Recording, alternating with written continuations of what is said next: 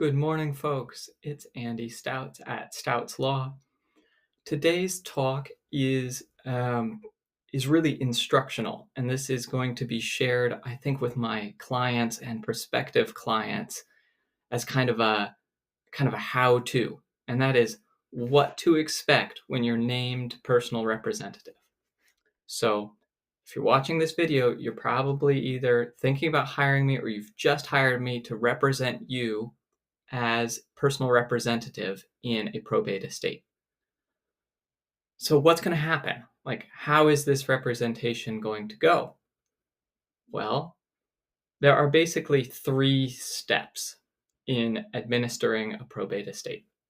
The first step is kind of the initial filings, right? It's getting everything around and petitioning the court to open the probate estate.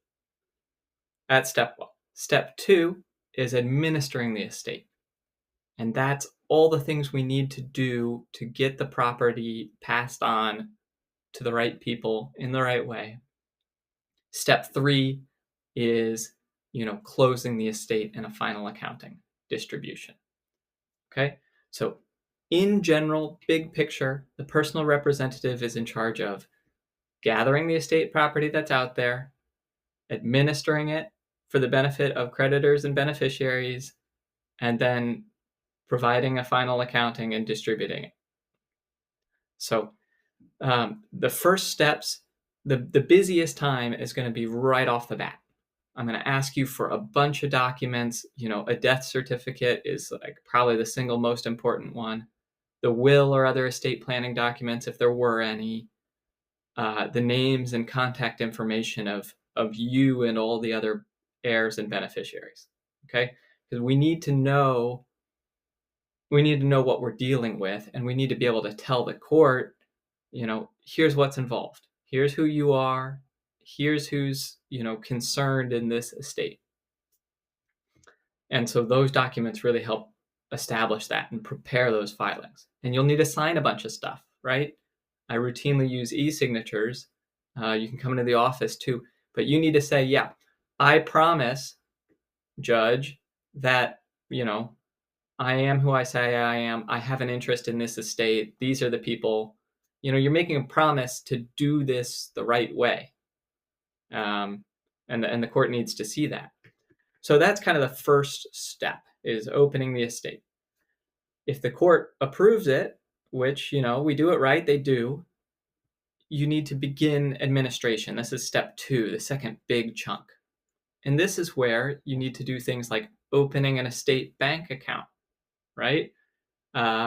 Notifying, figuring out who might, have a creditor claim against the decedent. Usually this is like utility bills, maybe an unpaid credit card, a mortgage company. Find who they are.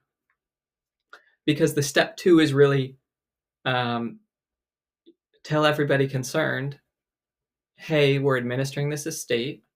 You make an estate bank account because it's a separate entity, right? We're putting all of the decedent's property into this pot, the estate. And, creditors can ask to have some. The beneficiaries ultimately, get their shares. So that's kind of step 2. And step 2 takes at least 3 months because that's the statutory waiting period, right? The people who might have a claim get 3 months to come forward, which is, pretty fair, right? They don't need to be Johnny on the spot, but they also can't just like wait forever. So the 3 months is like, okay, that's what we need to do. And administration sometimes is really easy. If no creditors come forward, if the property's mostly just like a bank account and maybe a house without a mortgage, maybe you're not really doing anything for 3 months. So it can be quiet, or it could be really busy. If there are lots of properties, there's a business you have to keep running, if there's a mortgage you have to keep paying, it can be busy. Finally, step 3, which comes, at the end of that 3-month waiting period, or later if there's more work to be done. Step 3 is, closing out, accounting, and distributing the estate. So this is where you're going to, tally up the accounts. Say, okay, which creditors are we paying? How much? You pay expenses of administration. So my legal fees, court fees. If you have to pay a realtor to sell a house, right? Um, and then come creditor claims. So funeral expenses, utilities, the mortgage. So you pay all of those first, kind of off the top, and then you say, okay, here's what's left, and it goes to, equally 3 ways to the kids, or, to the beneficiaries designated in the will, as the will says.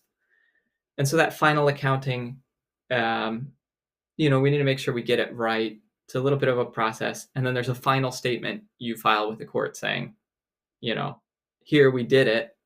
And in an unsupervised estate, that closes the estate on its own. In a supervised estate, you need a court approval, saying, okay, you did it right. And then we close out and we're done. So that's the big picture. When you're the personal representative, you're going through these 3 stages. You're, getting the information around to open an estate. We're doing those initial filings. We're getting the court permission to act. Stage 2, we're gathering estate property. We're figuring out what needs to be paid and what needs to be done. Stage 3, we are settling up. We are paying valid claims, paying expenses, and finally distributing the estate. And the whole process, start to finish, right? We can get an estate filed in the first week, couple days, and then a week to issue letters, and then 3 months of administration, and then maybe a few weeks to finalize and close. So that's the overview. That's, kind of what to expect here. And so if you're my client, I'm going to refer you to this video just to kind of have a roadmap in your head. And obviously, there's lots of guidance along the way. And the reason you hire me as your probate attorney is because, I'm there to answer questions for you and to walk you through, the details of those stages. This was an overview. I hope it was instructional and reassuring. We've done this before. It's a very logical process once you understand it. So nothing to worry about. I look forward to working with you.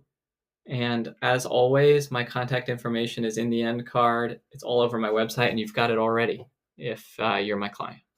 Thanks. Bye.